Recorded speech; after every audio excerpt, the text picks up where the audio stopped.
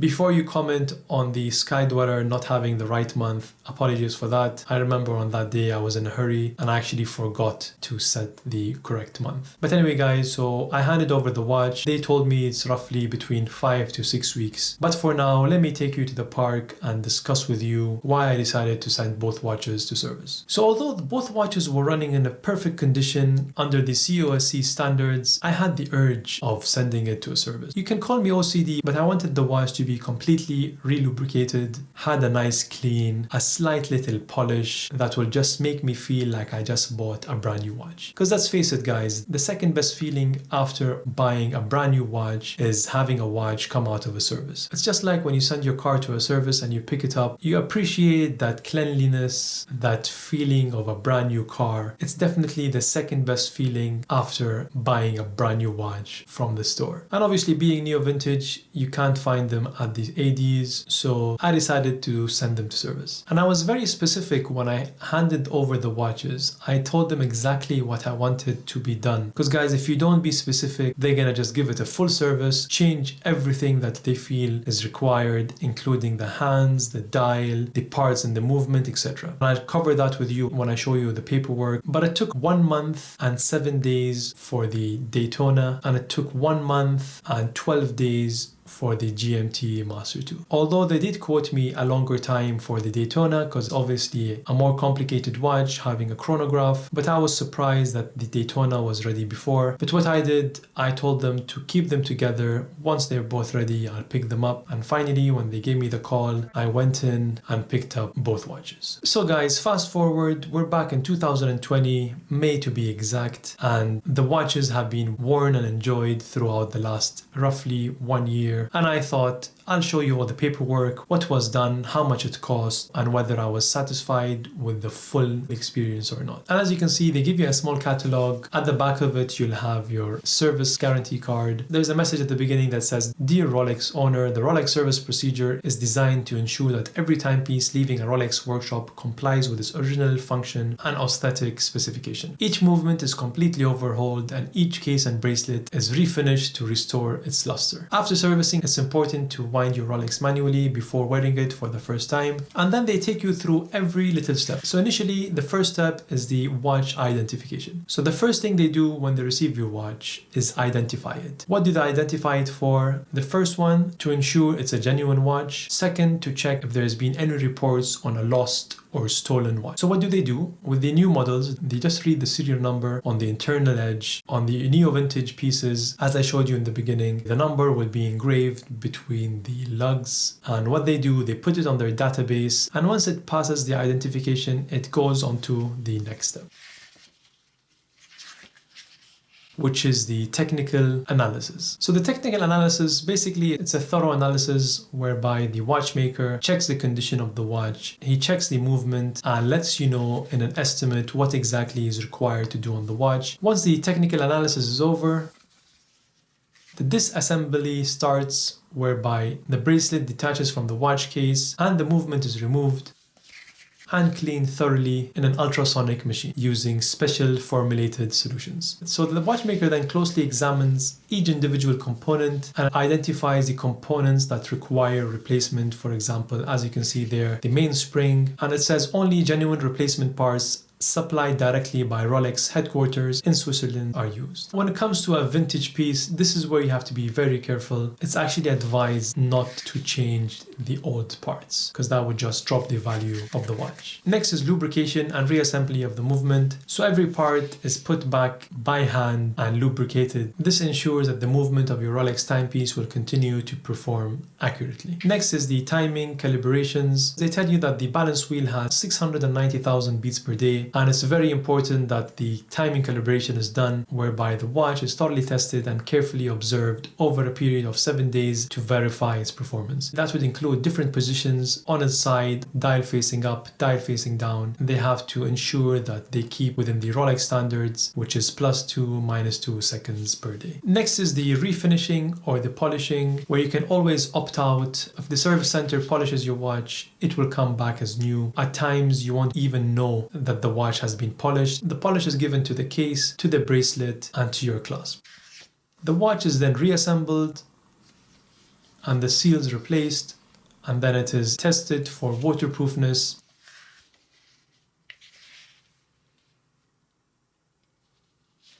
The final quality control, whereby a vigorous inspection is given, and then it's finally issued by your guarantee card, whereby you'll have the serial number of the watch, the model number, and the date of service. At the end of the date of service, you'll have a code, which is 160, which is basically the country code. So what exactly was done on my GMT Master 2? So as you can see from the estimate that Rolex sent me back in 2019, when they inspect the watch when you send it in, and the general condition, as you can see there in the center, they are very, very picky when it comes to the condition. If it had one scratch on the bracelet, they consider it as bracelet worn, and they mentioned that the clasp was damaged. And then it says the case back was marked, crown was marked, link knocked at 12 o'clock side, case lug scratched, bracelet scratched, case scratched, bezel marked, clasp scratched, case knocked at 10 o'clock, bezel insert slightly scratched. So what I requested is to give me an estimate to service the watch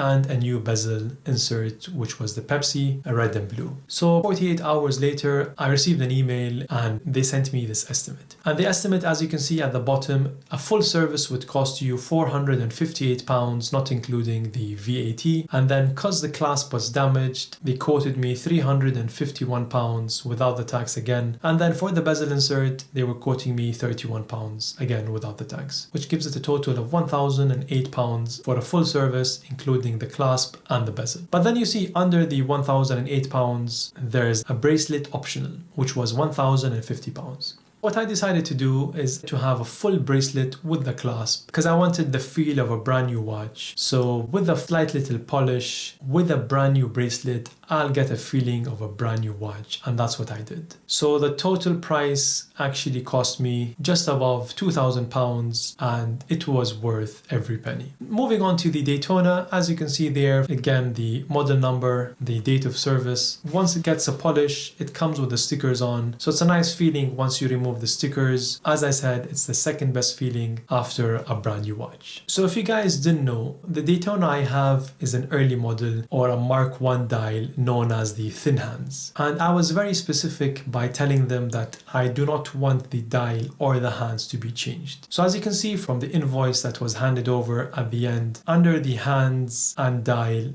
it says free of charge. The reason for that is because it was not changed. And as you can see at the bottom, it says original deteriorated dial refitted at customer's own risk. What was reported that the glass had a slight little minor chip at the 4 o'clock, which means that they had to change the glass. So I did agree on the glass to be changed, but I was very specific by telling them that I don't want a sapphire crystal that has an S at the 6 o'clock. I wanted an original from the same era glass. They agreed, and they were able to source it. I checked it and I was happy with it. What I agreed on as well, the pushers to be changed, the crown and the bezel. Once again, all three parts, I made sure that they're all from the same era, and that's the reason why I did not agree on the dial and the hands, because they said that if they were going to change the dial and the hands, they were going to fit them with the new dial and hands, which means that the luminescent would be the new blue rather than the green, as well as the hands not being the thin hands. So everything cost me £1,247 when it comes to the Daytona, and I'm glad that I opted out on the dial and hands because that was the reason why I chose an early model watch. And I must give a shout out to Ian, who was very professional. He was very patient with my questions. He was always informing me and keeping me updated. So fast forward 2020, May to be exact, the condition of the watches, starting with the GMT Master 2. When I bought this watch, it was on an LN. Once it came back from service, it was on a Pepsi. Couple of months down the line on the Coke, and for the last couple of weeks I've been enjoying it on the LN. I just love how the red 24-hour hand just pops. So I've been wearing this watch quite a lot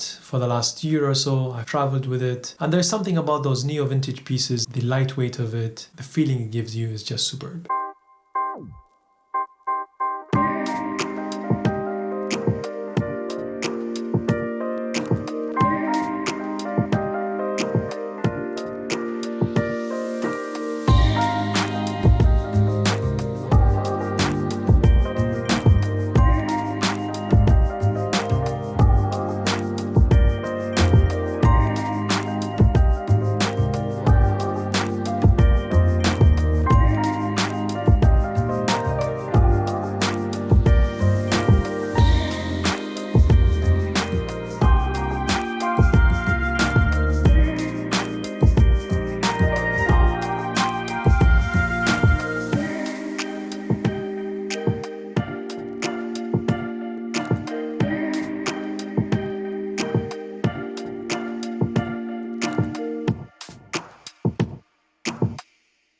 Moving on to the Daytona. Once again, it has been enjoyed, not as much as I've been wearing the GMT Master 2 due to the fact that it doesn't have a date, but a fantastic piece, definitely one of my favorite Rolex watches out there.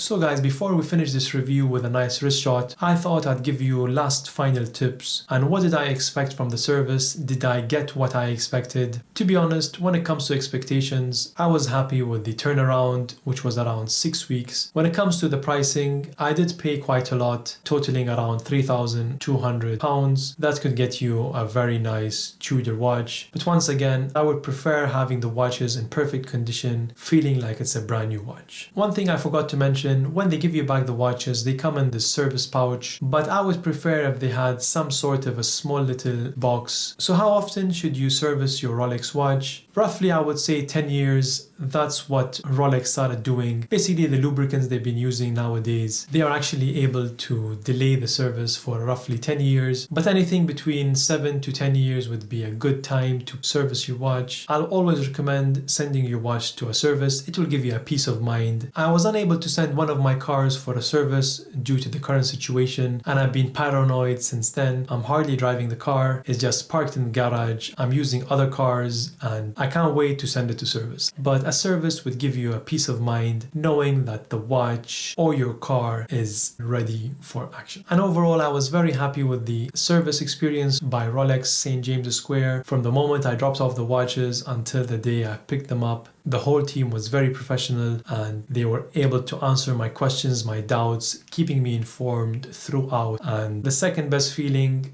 after getting a call to pick up a watch is getting a call to pick up your watch from a service, driving down there and the excitement of putting it on your wrist and walking out with it. And if you ever send your watch to service, make sure when you pick it up, do not wear a watch so that you can actually put it on and leave the service center with it. So guys, I hope this wasn't a very long review. That was my Rolex service experience on 2 watches that I sent back in 2019. If you guys would like me to do a follow-up once I send the Kermit for a service, do let me know in the comments below. I hope you enjoyed this review. That's all for this week. Thank you for watching.